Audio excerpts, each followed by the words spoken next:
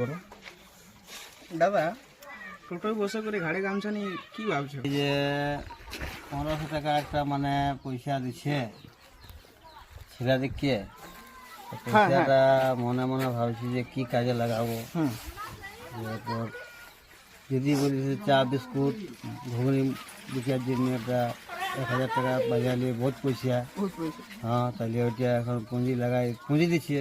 তাহলে কাম করুন, মদ খাতে তো পয়সা না মদ খাতে না, মদ খাতে তো দেয়নি।